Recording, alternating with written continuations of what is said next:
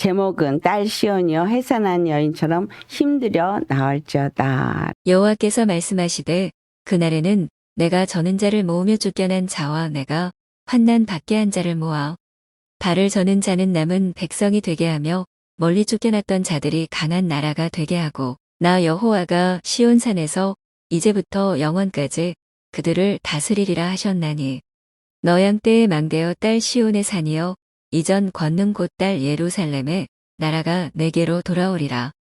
이제 내가 어찌하여 부르짖느냐 너희 중에 왕이 없어졌고 내 모사가 죽었으므로 내가 해산하는 여인처럼 고통함이냐. 딸 시온이여 해산하는 여인처럼 힘들여 나을지어다. 이제 내가 성읍에서 나가서 들에 거주하며 또 바벨론까지 이르러 거기서 구원을 얻으리니 여호와께서 거기서 너를 내 원수들의 손에서 속량하여 내시리라. 이제 많은 이방 사람들이 모여서 너를 치며 이르기를 시온이 더럽게 되며 그것을 우리 눈으로 바라보기를 원하노라 하거니와 그들이 여호와의 뜻을 알지 못하며 그의 계획을 깨닫지 못한 것이라. 여호와께서 곡식 단을 타작 마당에 모음같이 그들을 모으셨나니 딸 시온이여 일어나서 칠지어다. 내가 내 뿔을 무쇠 같게 하며 내 굽을 녹같게 하리니 내가 여러 백성을 쳐서 개트릴 것이라. 내가 그들의 탈취물을 구별하여 여호와께 드리며 그들의 재물을 온 땅에 주께 돌리리라. 이스라엘을 딸 시온이라고 말이죠.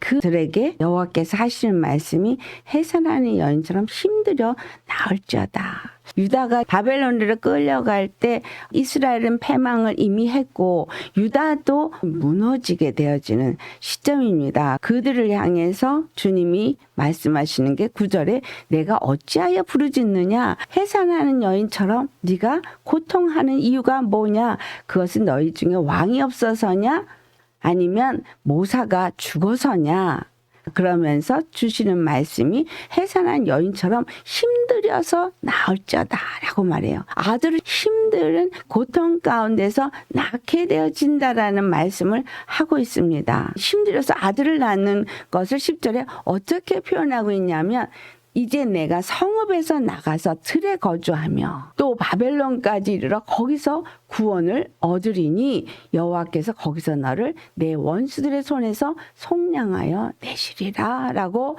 말하고 있습니다. 이스라엘이 바벨론으로 끌려가는 상황 속에서 해산하는 여인처럼 힘들여서 아들을 낳아야 되는 거예요. 이스라엘은 하나님의 백성입니다. 하나님이 그들의 하나님이 되고 그들은 하나님의 거룩한 백성이 되어져서 이방 모든 나라 민족들이 여호와를 알게 하기 위해서 세워진 것이 예루살렘 성전이에요. 이스라엘에 솔로몬 왕에 의해서 성전이 세워지고 영화가 뛰어났습니다. 그들의 영화가 찬란했을 때가 있는가 하면 지금은 완전히 무너졌던 거예요. 그래서 해산하는 여인처럼 해산하는 수고를 해야 되는데 하나님의 영화를 회복하는 해산인 거예요. 그런데 하나님은 뭐라고 말하냐면 이전 영광 그 권능이 곧 딸 예루살렘의 나라로 다시 돌아온다는 거예요. 내게로 돌아오리라. 이것은 창세기 18장에 여호와 하나님께서 아브라함에게 약속하신 거예요. 내년 이맘때 내가 내게 돌아오리라. 사라가 경수가 끊어졌고 아브라함도 낳을 수 있는 능력이 없을 그러한 시기가 99세에 그 말씀을 받고 100세에 아들을 낳게 되어지는 상황인 거죠. 하나님이 내가 내년 이맘때에 내게 돌아오리라. 나올 수 없는 세라가 아들을 낳는다는 거예요. 이게 해산의 수고입니다. 해산의 수고는 아이를 낳는 것은 나올 수 없는 중에 낳는 것이고 약속하신 이삭과 함께 하나님의 약속이 성취될 것을 말한 하나님의 영광인 거예요. 하나님의 영광이 예루살렘에 돌아오는 것을 해산한다고 표현하고 있는 거예요. 바벨론에 그들이 끌려갈 때 6절 말씀을 보니 저는 자들을 말하고 있죠. 온전한 자가 아니라는 거예요. 영광이 그 권능이 회복되는 그 날에는 저는 자들을 불러 모으신다는 거예요. 쫓겨난 자와 내가 환난받게 한 자를 다 불러 모으신다는 거예요. 저는 자들이 남은 백성이 하고 멀리 쫓겨났던 자들이 강한 나라가 되게 하셔서 이 시온산에 이제부터 영원까지 여호와께서 다시 그들을 다스리는 거룩한 나라가 세워진다는 약속을 하고 있습니다. 그러니까 딸 시온아, 너는 정말 해산하는 수고를 해라. 이 말인 즉 이제 너희는 이 영광이 회복되어질 때까지 그 모든 고난을 감내해라, 이 말입니다.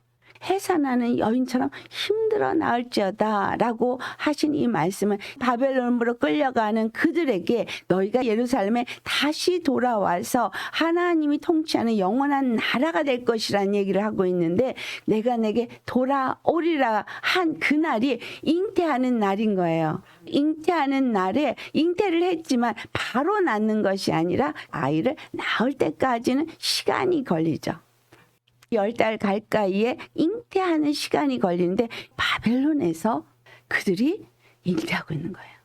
이것이 그들에게 하나님이 주시는 약속의 말씀이에요. 아브라함에게 내가 명년 이맘때 내게 돌아오리라고 한 약속을 주신 것처럼 8절에 곧 딸 예루살렘의 나라가 내게로 돌아오리라 약속을 받습니다.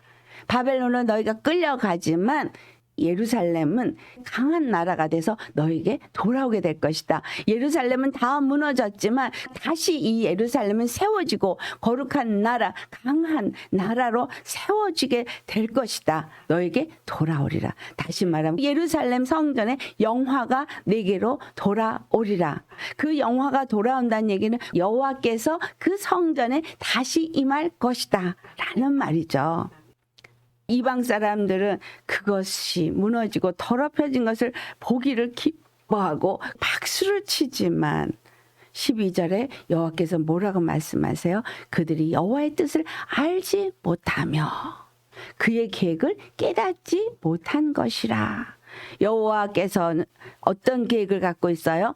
곡식단을 타작마당에 모음같이 그들을 모으셨나니 딸 시온이여 일어나서 칠지어다. 내가 내 뿔을 무쇠 같게 하며 내 굽을 놋 같게 하리니 내가 여러 백성을 쳐서 깨뜨릴 것이라. 내가 그들의 탈취물을 구별하여 여호와께 드리며 그들의 재물을 온 땅에 주께 돌리리라. 이방 민족들이 이스라엘의 패망을 기뻐하는 그들은 여호와의 뜻을 알지 못하는 거예요. 그의 계획을 깨닫지 못하는 거예요. 하나님이 바벨론에 그들이 끌려가게 하는 이 이유는 뭐예요? 하나님의 약속의 아들을 낳게 하는 기간인 거예요. 첫 번째 지은 예루살렘, 솔로몬이 갖고 있었던 그 영화가 다 한 줄 알았어요. 예루살렘의 영화가 완전히 다 무너진 것은 그들이 여호와를 온전히 섬기지 않았기 때문인 거예요. 영화가 무너지고 그들을 바벨론에 끌려가게 하시는데, 이 바벨론에 끌려가게 하는 것을 여호와께서 곡식단을 타작마당에 모음같이라고 표현하고 있습니다. 타작마당을 하나님께서 어떻게 하시나? 마태복음 3장 12절 손에 키를 들고 자기 타작마당을 정하게 하사 라고 말해요. 정하게 하사 알곡은 모아 곳간에 들이고 쭉정이는 꺼지지 않는 불에 태우시리라. 10절 11절을 보면 도끼가 나무 뿌리에 놓여 있다라는 표현도 하고 좋은 열매 맺지 아니하는 나무는 찍어서 불에 던진다고 말하면서 나는 너희로 회개하기 위하여 물로 세례를 베풀거니와 라고 표현하고 있어요. 물로 세례를 베풀도록 세례 요한에게 그 일을 맡기셨는데 도끼가 나무 뿌리에 놓여 있다라는 표현을 하고 있습니다. 세례 요한이 요단강에서 회개를 외치는 이유는 예수님이 오실 것을 말하는 거예요.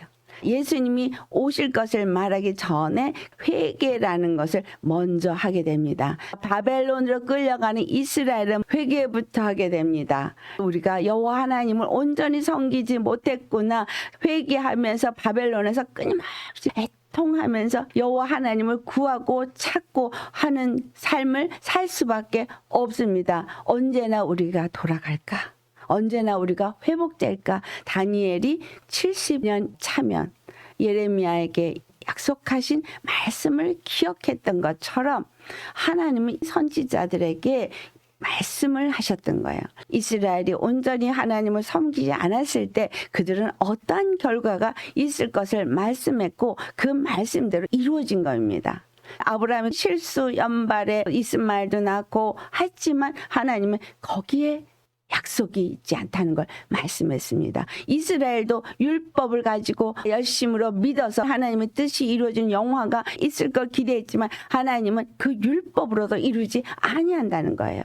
이스라엘에게 예수 그리스도가 어떤 때 태어났냐 하면 정말 그들에게 소망이 없을 때, 약속이 이루어질 것 같은 소망이 전혀 없을 때에 예수님이 태어났어요.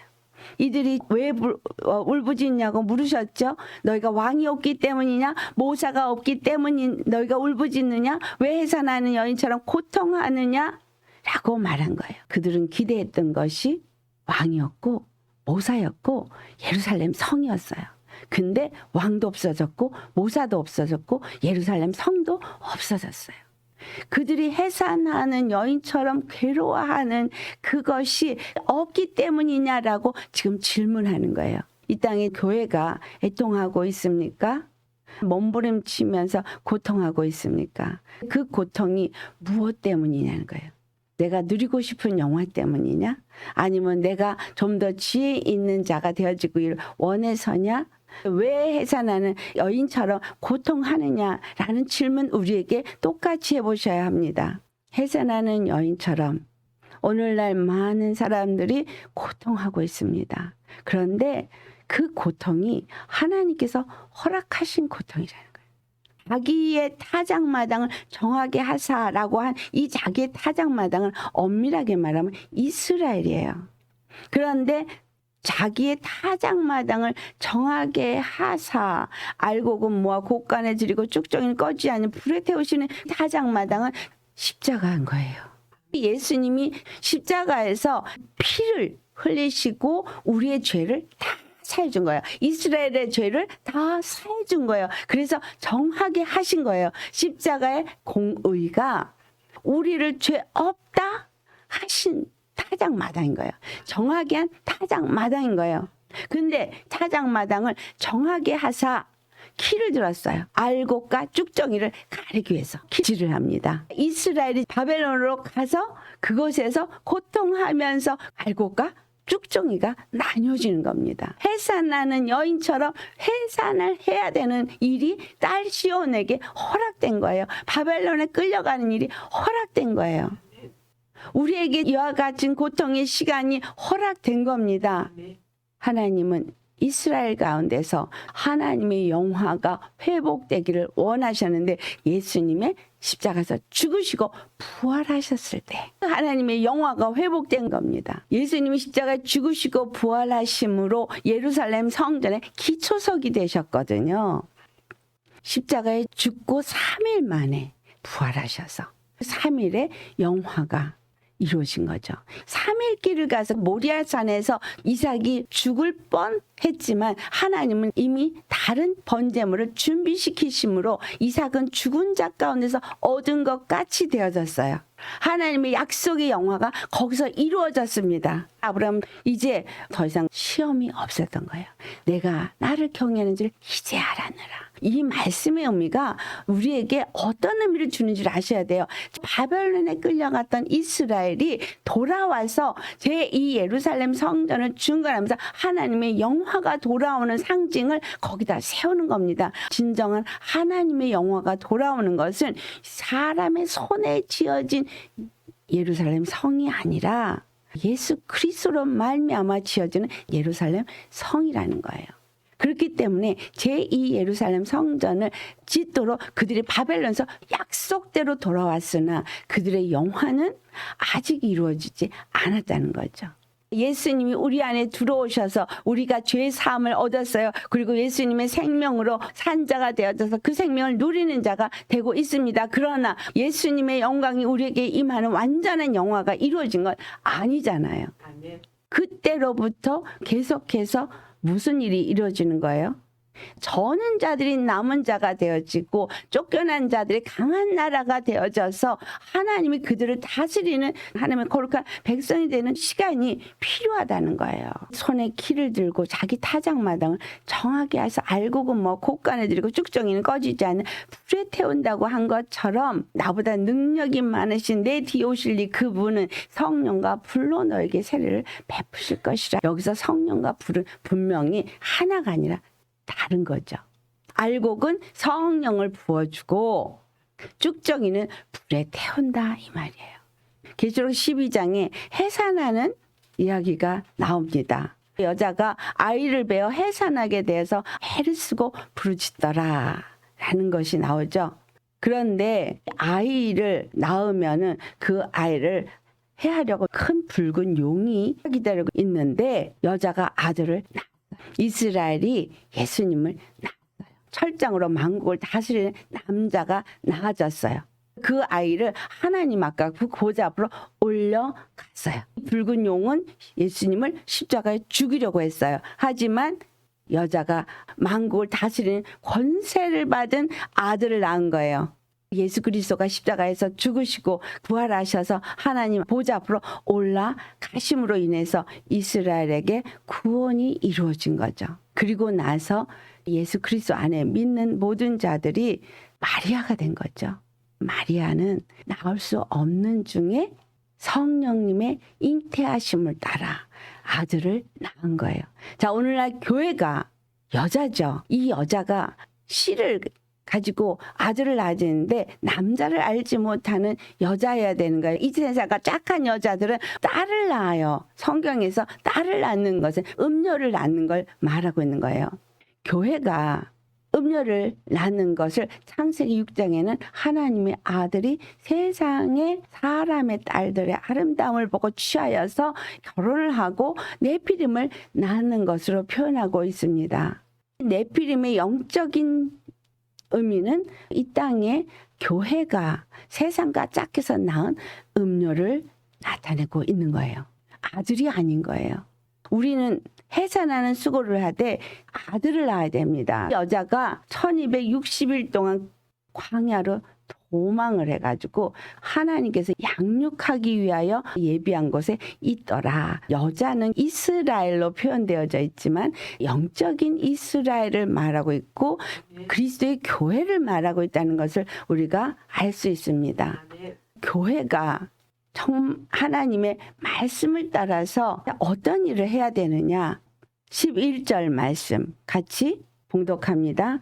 또 우리 형제들이 어린 양의 피와 자기들이 증언하는 말씀으로써 그를 이겼으니 그들은 죽기까지 자기들의 생명을 아끼지 아니하였도다. 이들이 어린 양의 피와 자기들이 증언하는 말씀, 십자가의 도의 말씀으로 용이라고도 하고 마귀라고도 하고 사단이라고도 하고 온 천하를 꿰는 자를 이겼다는 거죠. 그들은 죽기까지 자기 생명을 아끼지 아니하였도다. 자, 이 말씀이 에베소 2장 6절의 말씀하고 연결이 되겠습니다. 우리 주 예수 그리스도 안에서 우리는 하늘에 앉혀진 자가 되어지고 하나님께 감춰진 생명을 가진 자가 된 겁니다.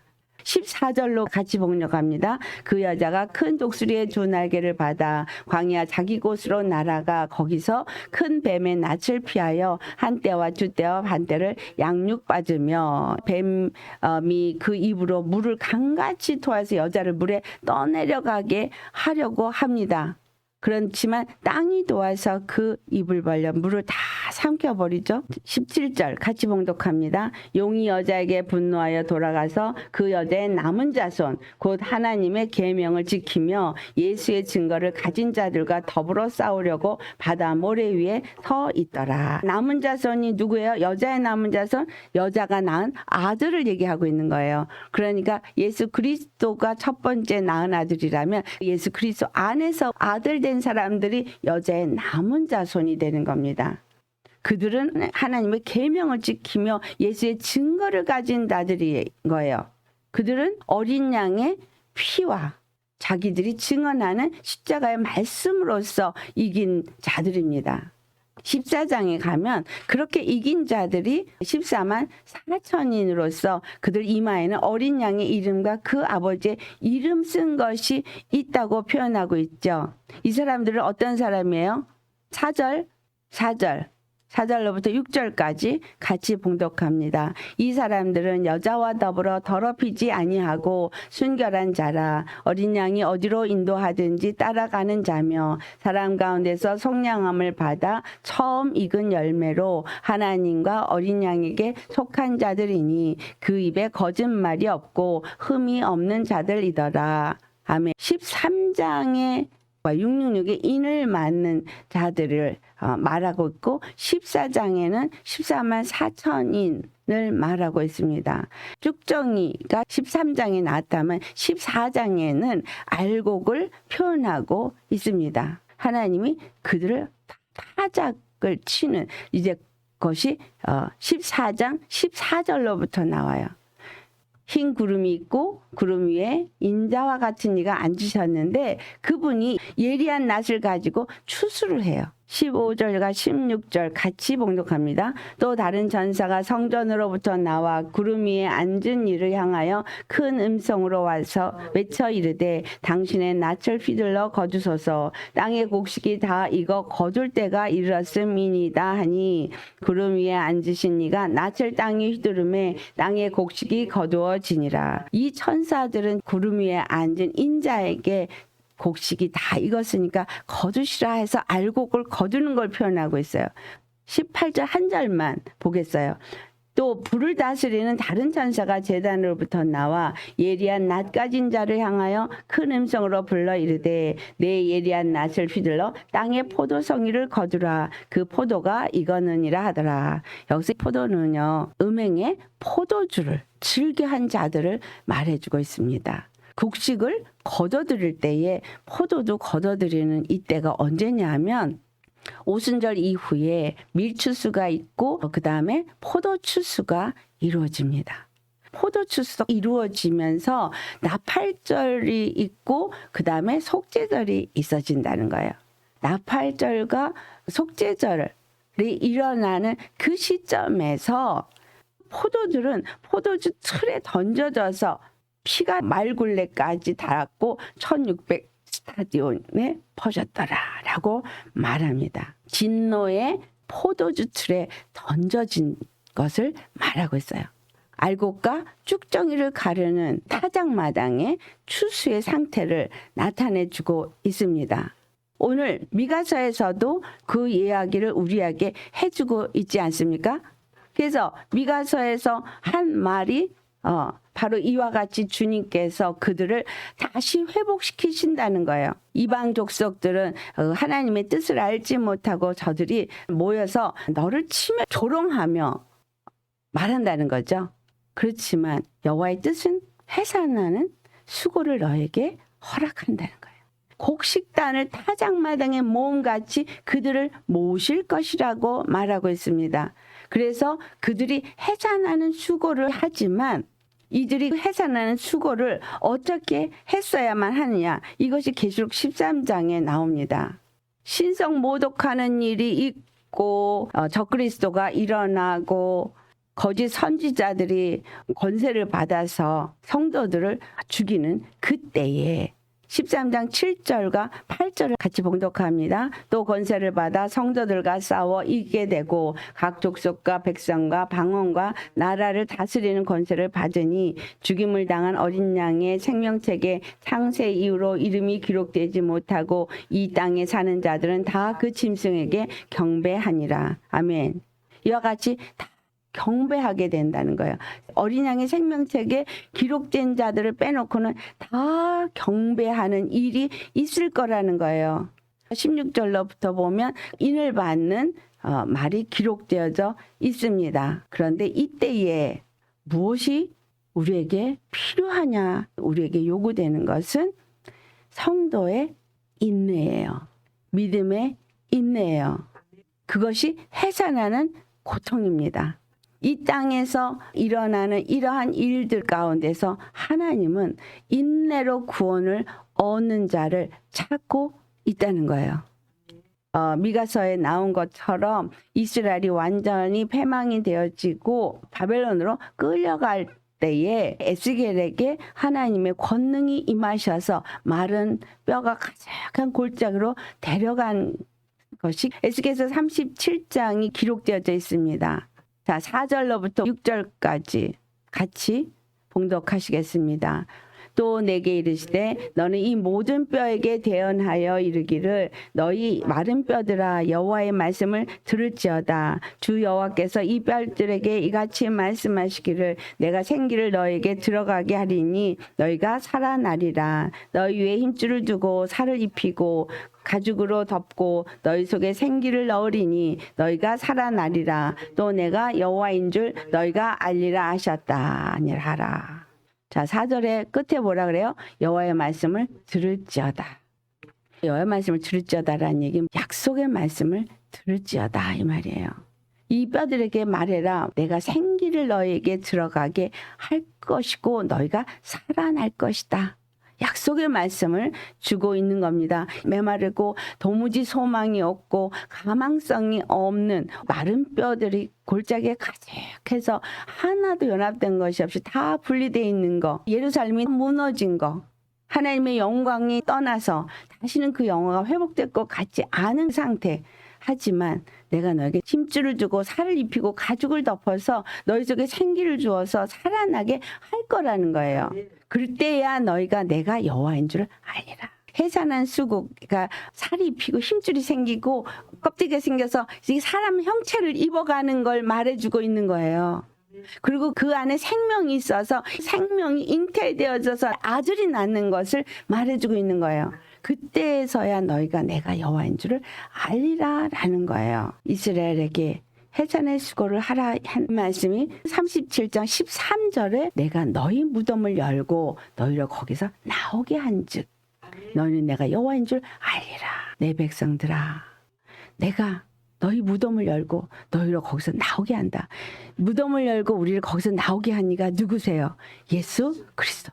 예수님이 나사로를 나오라 하니까 동인체로 나왔을 때 그것을 풀어 다니게 하라. 예수님이 우리를 무덤에서 나오게 했는데 아직도 동여 있는 사람이 있습니다. 죽은 자에게 묶은 줄에 묶여 있는 사람들이 있어요. 풀어서 다니게 하라. 예수님이 우리에게 주신 복음은 자유함입니다. 자유함을 우리에게 주신 것을 이 에스겔서 37장에 정확하게 표현을 하고 있는데 16절과 17절 말씀 같이 봉독합니다. 인자야 너는 막대기 하나를 가져다가 그 위에 유다와 그 짝 이스라엘 자손이라 쓰고 또 다른 막대기 하나를 가지고 그 위에 에브라임의 막대기 곧 요셉과 그 짝 이스라엘 온 족속이라 쓰고 그 막대기들을 서로 합하여 하나가 되게 하라. 내 손에서 둘이 하나가 되리라. 아멘. 더 이상 둘로 갈라질 일이 없는 거예요. 이방인과 유대인이 갈라질 이유가 없는 거예요. 이스라엘은 율법을 가진 자요, 할례를 받은 자고, 이방인은 율법이 없고 할례 받지 못한 무할례자이지만 예수 그리스도 안에서는 모두가 십자가의 복음으로 할례자가 되어지고 모두가 하나님의 아들이 되어지고 한 백성이 되어진다는 거예요. 아멘. 여러분, 정말 뭐 때문에 이와 같은 일이 생긴 거예요? 해산하는 수고 때문에. 자, 이 해산하는 수고가 이제 무엇인지 깨달아 알 수 있겠습니까? 우리가 예수 그리스도 안에서 생각과 관념과 이것들을 십자가에 못 박고 하나가 될 때까지 여호와 하나님은 모든 일을 이루신다는 거예요. 이 말씀이 이사야서 45장에 고레스 왕을 통해서 이루어지는 것을 알 수 있습니다. 고레스 왕은 이방인 왕입니다. 이스라엘이 바벨론으로 끌려갔지만 하나님의 약속대로 고레스 왕에 의해서 예루살렘을 중건을 하기 위해서 돌아오게 됩니다. 고레스 왕을 향해서 여호와께서 하시는 말씀이 내가 너를 세우기 위해서 열국이 왕들의 허리를 풀어서 그 앞에 굴복하게 한다는 거예요. 여호와께서 앞서가서 험한 것을 평탄케 하고 논문을 쳐서 부수고 셋불장을 꺾어서 그렇게 다 하겠다는 거예요. 그래서 고레스 왕은 예수 그리스도를 나타내고 있다라고 해석이 되고 있습니다. 고레스 왕은 바벨론을 무너뜨리고 이스라엘로 하여금 돌아와서 예루살렘을 중건할 수 있도록 하나님이 세운 자인 거예요. 그러나 그것이 담대한 믿음이 유대지파 사람들에게 없었고 많은 방해 속에서 그 뜻을 이루지 못했어요. 5절로부터 7절까지 나는 여호와라 나 외에 다른 이가 없나니 나밖에 신이 없느니라. 너는 나를 알지 못했을지라도 나는 내 띠를 동일 것이요 해 뜨는 곳에서든지 지는 곳에서든지 나밖에 다른 이가 없는 줄을 알게 하리라. 나는 여호와라 다른 이가 없느니라. 나는 빛도 짓고 어둠도 창조하며 나는 평안도 짓고 환난도 창조하나니 나는 여호와라 이 모든 일들을 행하는 자니라 하였노라. 여호와 하나님은 모든 일을 하실 수 있는 하나님입니다. 약속대로 그 일을 이루시기 위해서 고레스 왕에게 이것을 말씀하신 분이라는 거예요. 바벨론에 끌려간 그들을 구원할 수 없어서 구원하지 못한 하나님이 아니라는 겁니다. 바벨론에 끌려가게 한 이유는 그들이 해산하는 수고를 하도록 하기 위해서 끌려가게 한 거예요. 여호와 하나님을 찾고 구하고 그분의 음성을 듣고 그분의 약속의 말씀을 붙잡고 끝까지 인내로 구원을 얻도록 하기 위해서 끌려가게 한 거예요. 하나님의 약속대로 돌아오게 하실 때가 되니까 고레스 왕을 통해서 하나님이 이와 같은 일을 하신 거죠. 하나님은 못하실 일이 없으신 분이에요. 그렇다면 왜 그때 당시에 이 유다 사람들이 돌아와서 예루살렘을 온전히 중건하지 못했느냐? 그 여호와께서 이 모든 일을 우리에게 허락하셨다는 걸 온전히 믿지 못했다는 거예요. 그들은 긴 세월을 고통하다가 드디어 다리오 왕 때 이제 그 일을 이루게 되죠.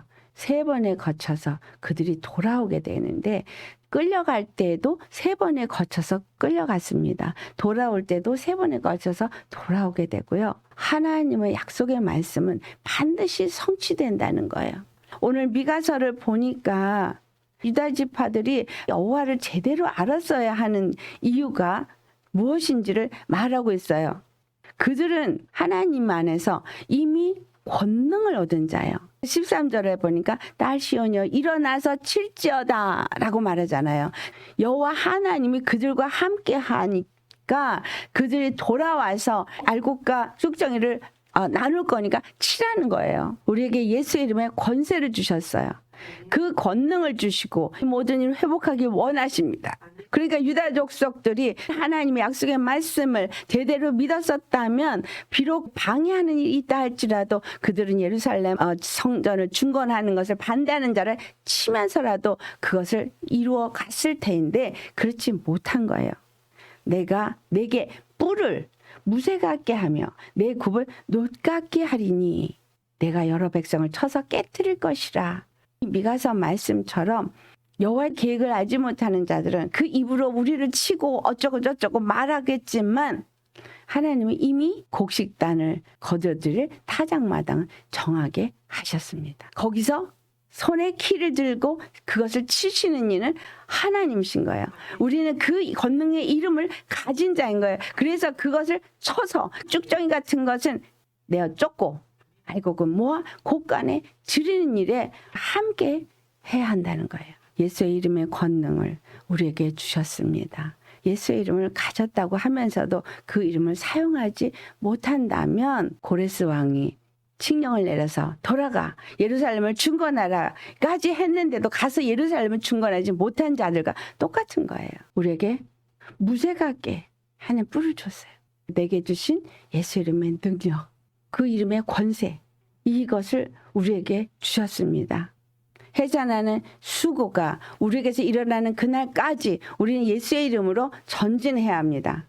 어떤 것에도 흔들리지 않고 어떤 것에도 무너지지 않고 전진해야 합니다. 내가 가진 예수의 이름, 내가 받은 은혜, 내가 받은 사랑, 이것이 우리에게 무기예요. 우리에게 주신 영권, 이거 예수 그리스도를 통해서 주신 생명의 권세인 거예요. 그걸 가지고 싸워야 돼요. 내 굽을 놋 같게 하리니. 내 굽이 말굽이죠. 전쟁에 가는 그 굽이 놋같이 견고해서 무너지지 않게 되어지는 거죠. 여러 백성을 쳐서 깨뜨릴 것이라. 그리고 취물을 얻어낼 거라는 거예요. 세상에서 거둬들여야 돼요. 우리 빼앗긴 거 찾아와야 돼요. 할춤을 거둬들일 때에 구별하여서 여호와께 드릴 것은 드리고 10의 1은 여호와께 드리는 거죠. 거제물도 여호와께 드리는 거예요. 주님 앞에 드려야 되는 거. 왜냐하면 재물이 주께로 돌아와야 할 것이기 때문입니다. 예수님께서 우리에게 이루고자 하시는 일이 무엇인지를 오늘 이 미가서에서 말해주고 있어요. 타작마당을 정하게 하시고 낫을 휘두르시는 그 추수의 때가 어디서부터 시작된 거예요? 예수님이 십자가에 죽으시고 부활하시고 나서 추수가 시작된 거예요. 초실절로 첫 번째 드려지는 그것이 예수 그리스도의 부활의 첫 열매지만 그 안에서 우리가 함께 첫 번째 부활에 참여하는 자가 되는데 그러한 자가 인내로서 구원을 얻는 자인데 계시록에 보니 어린 양의 피로 청량함을 받은 자요. 십자가의 도의 말씀을 가지고 정결해져서 끝까지 인내한 자들이 그 일을 이루는 14만 4천인이 되더라는 얘기를 하고 있습니다. 하나님은 이미 타작마당을 정하게 하셨습니다. 그 타작마당에 내가 어떤 자로 놓이기를 원하십니까? 땅을 정복하는 건 말씀에 의지해서 정복하게 되는 거예요. 믿음이 부술 수 있는 것이고 믿음이 정복할 수 있는 것이지 다른 것은 없습니다. 아멘. 믿음이 이긴다고 했고요. 의는 믿음으로 말미암아 살리라고 했고요. 믿음이 뭐냐? 십자가의 도의 말씀을 믿는 것이고 예수님의 생명으로 사는 것이고 생명으로 사는 행위가 주님의 말씀을 따라서 순종하고 예수님을 따라서 나아가며 말씀을 따라 순종하는 자들에게 생명이 쌓이게 되는데 이게 쉽지 않은 거예요.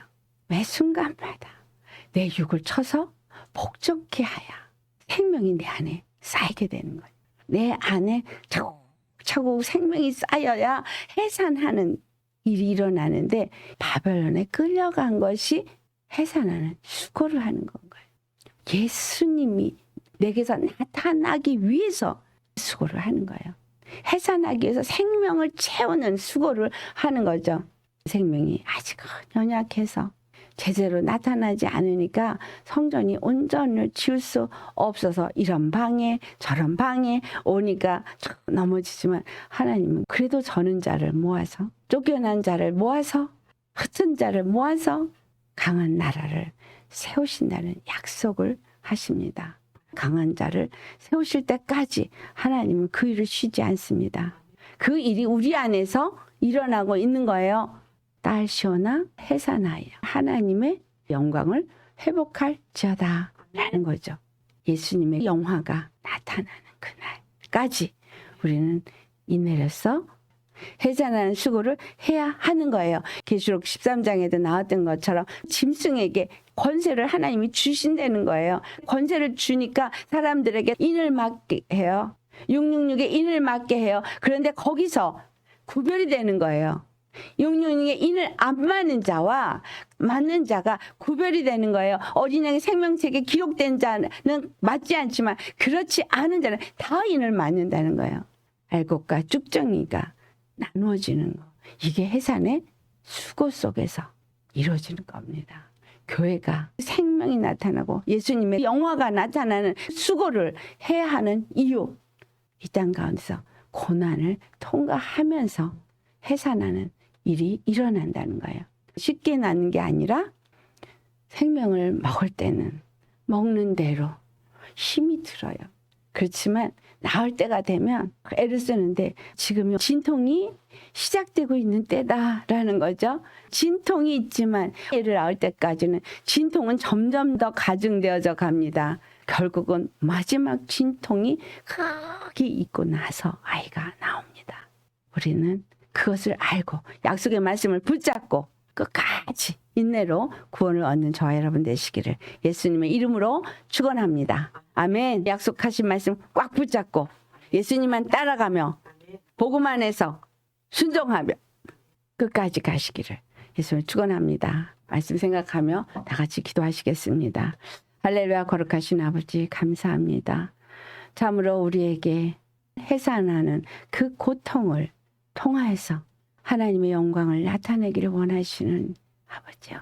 오늘날 교회에게 요구되는 것은 이 딸 시온에게 요구한 것처럼 예루살렘의 영화가 회복되기를 원하시고 하나님의 나라가 강력한 나라가 세워지기를 원하시는 것처럼 교회가 주님 안에서 눈물로 씨를 뿌리며 기쁨으로 단을 거둘 수 있는 해산하는 고통을 아버지 겪게 하심을 감사합니다. 이 해산하는 고통을 통해서 오직 여호와 한 번밖에는 우리에게 구원의 주가 없음과 온 세상의 모든 자들이 참으로 구원의 주는 한 분 여호와 우리 주 예수님이라는 것을 알게 하옵소서. 그래서 우리가 부족하고 연약하나 참으로 저는 자인 것 같으나 저는 자들을 불러 모으시는 하나님, 우리가 예수 그리스도 안에서 한때와 주때와 반때의 훈련을 받고 견고하게 하나님의 남은 자손으로서 설 수 있게 하여 주시옵시고 그 어떤 것에도 흔들리거나 어떤 것에도 낙심하지 아니하고 끝까지 아브라함이 이삭을 낳을 때까지 믿음이 약해지지 아니하고 하나님 앞에 원망치도 아니하고 오히려 하나님께 영광을 돌리면서 이삭을 낳을 때까지 간 것처럼 우리도 예수님이 우리에게서부터 나타날 때까지 끝까지 인내하며 갈 수 있는 자들이 다 되게 하여 주시옵소서. 아버지의 뜻이 온전히 이루어지고 아버지의 영화가 온 땅에 다 나타나서 찬란한 그 하나님의 영광이 온 땅을 덮을 때까지 우리 한 사람도 실족지 말고 끝까지 가게 하여 주옵소서. 믿음과 인내로서 아버지 이 길을 다 갈 수 있도록 예수님 말씀으로 우리를 붙잡아 주시옵시고 오직 예수님을 따라가며 주님의 복음의 말씀에 순종하며 그래서 예수님의 피로 아버지의 정결함을 얻은 자들이 정말 주님께서 준 십자가 도의 말씀을 붙잡고 끝까지 인내하며 가게 하시고 결국에는 이 땅의 짐승들이 권세를 가지고 성도들을 싸워서 이긴다 할지라도 우리는 끝까지 인내하며 우리의 목숨을 내어놓을지언정 결단코 세상에 속지 말게 하시고 타협하지 말게 하시고 저들의 미혹에 넘어가는 자 한 사람도 없게 하여 주옵소서. 예수님의 약속의 말씀을 붙잡고 의지하며 나아가는 모든 자들 위해 구원의 약속이 반드시 성취되게 하시는 참 좋으신 예수님의 이름 받들어 기도드리옵나이다. 아멘.